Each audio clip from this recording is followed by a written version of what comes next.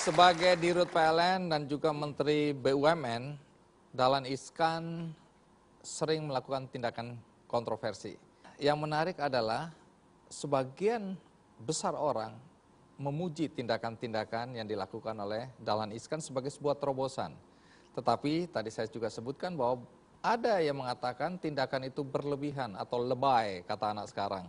Sekarang klarifikasi, Pak Dahlan, mengapa sampai Anda melakukan tindakan-tindakan yang dianggap kontroversi tadi? Tapi sebelum itu ada baiknya kita lihat liputan berikut ini.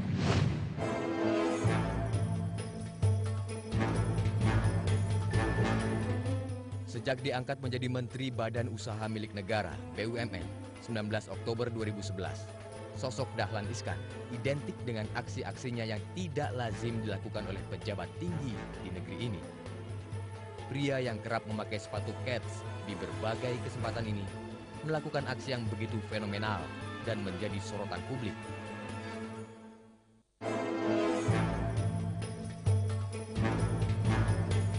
Saat ia meloloskan sekitar 100 mobil yang terjebak antrean panjang di jalan tol dalam kota.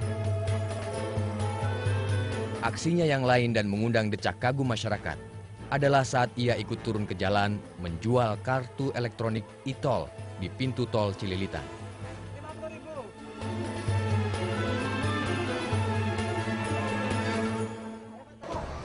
Dahlan bahkan tidak merasa risih saat menyantap makanan di stasiun, menunggu kereta api yang akan ditumpanginya. Gila. Nggak main-main. Sorry ya, Anda nyesel ya. Aku nggak main-main ya. Di lain kesempatan, Dahlan terlihat memanfaatkan jasa ojek untuk menghindari kemacetan lalu lintas.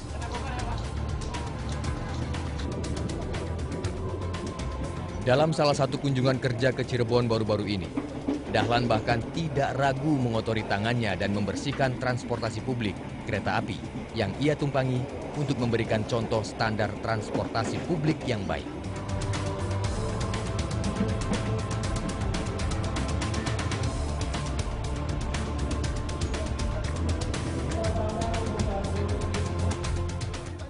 Sesampainya di tempat tujuan, ia memilih untuk mengendarai mobilnya sendiri tanpa supir.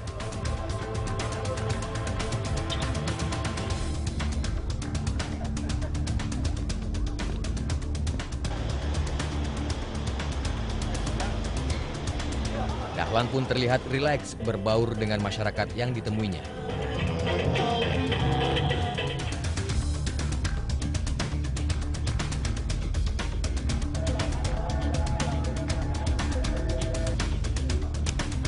Keceriaan berdialog di akhir kunjungannya selalu ditutup dengan semangat kebersamaan. Bahkan Dahlan tak sungkan memilih bermalam di rumah petani miskin yang ia temuinya itu. Minta maaf ya. Minta maaf bikin repot ya. Minta maaf. Minta izin mau tidur di sini. Mangga.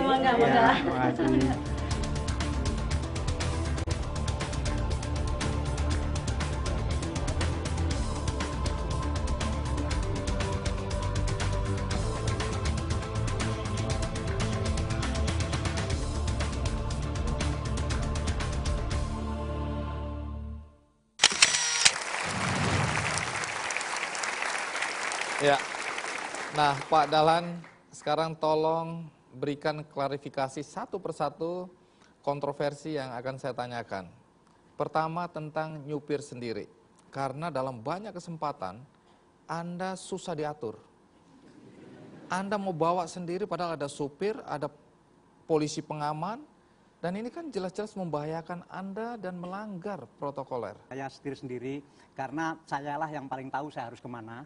Saya misalnya jangan diarah-arahkan begitu, karena biasanya kalau kunjungan menteri itu suka diarahkan harus melihat apa. Tapi kalau saya nyetir sendiri kan saya bisa semau saya. Misalnya kalau lihat pabrik gula, saya semau saya aja keliling langsung ke belakang pabrik gula, nggak usah diterima di kantor begitu, supaya saya bisa melihat apa yang paling nyata dan paling real terjadi. Kalau dianggap melanggar protokoler bagaimana? Mungkin sudah lama saya dianggap melanggar. Karena misalnya sampai sekarang saya tidak punya ajudan, tidak punya staf khusus, tidak punya sopir dinas. Lalu dan untuk seterusnya. apa Anda jadi menteri kalau begini? Semua menteri berharap dapat semua fasilitas, ruang kerja yang mewah, mobil, supir, pengawal, pembantu, tukang angkat tas. Saya gantiin Anda aja deh.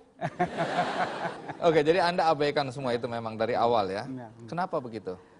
Ya saya lihat hidup ini harus simpel, hidup ini harus apa adanya, polos-polos saja begitu.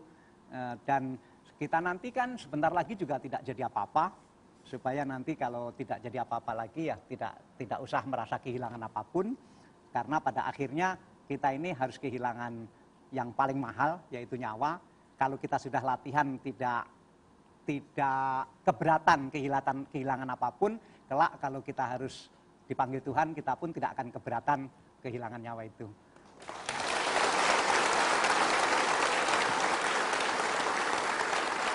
Begini loh Pak Dahlan, sudahlah kita paham bahwa Anda orang sederhana, rendah hati, Saya apa pengen adanya. koreksi sedikit ya. Sebetulnya kok saya ini dibilang sederhana ya. Sepatu saya ini mahal sekali. Baju saya mahal.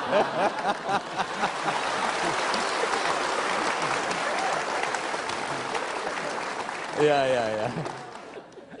Sikap Anda yang tidak mau terlalu protokoler, ya, naik ojek misalnya, ini kan seakan-akan merendahkan martabat jabatan Anda sebagai menteri.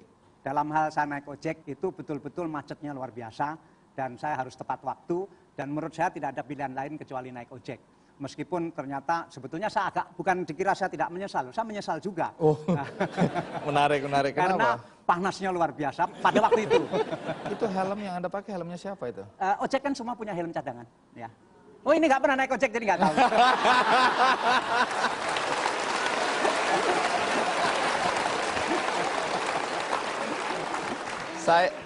Saya bukannya nggak mau pakai helm, setiap hari saya pakai helm. Tidur aja pakai helm ini. Kenapa Anda menolak naik mobil dinas? Oh, ini mau jawaban yang serius atau yang guyon? Klarifikasi, serius maupun guyon, saya akan terima. Ya, yang serius dulu ya. Iya. Itu sudah saya lakukan sejak saya menjadi dirut PLN. Karena waktu itu semua orang mengatakan bahwa PLN itu bobrok, PLN itu sarang korupsi, PLN itu tempat permainan yang tidak karu-karuan. Nah karena itu saya datang di sana ditolak, di demo, ruang kerja saya disegel dan seterusnya. Berarti orang kan harus melihat bukti begitu. Nah karena itu saya putuskan waktu itu saya tidak akan ambil gaji, tidak akan naik mobil dinas, pakai mobil saya sendiri, kemudian tidak akan pakai rumah dinas dan seterusnya. Nah tentang yang jawaban yang tidak serius, Iya. ya kebetulan mobil saya lebih baik daripada mobil dinas.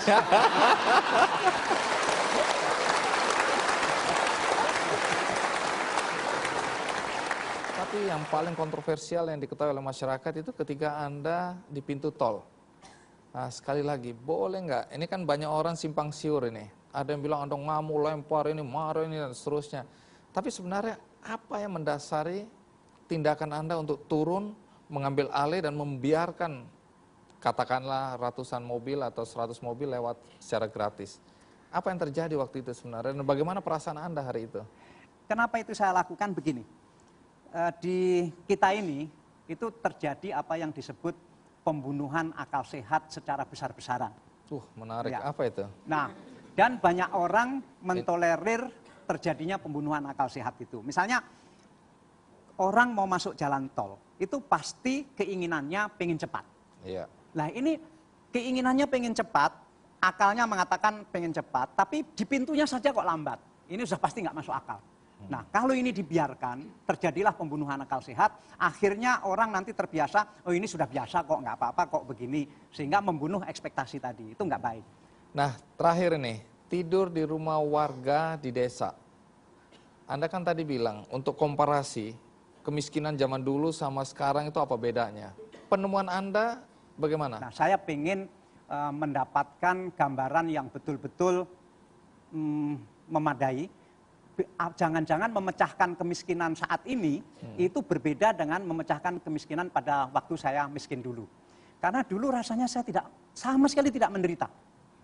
Tapi sekarang ini kalau kita lihat di TV, di koran itu kok kelihatannya miskin itu kok menderita banget gitu. Nah, ini kenapa ya? Nah itu saya harus paham dulu. Tapi karena saya udah lama nggak miskin.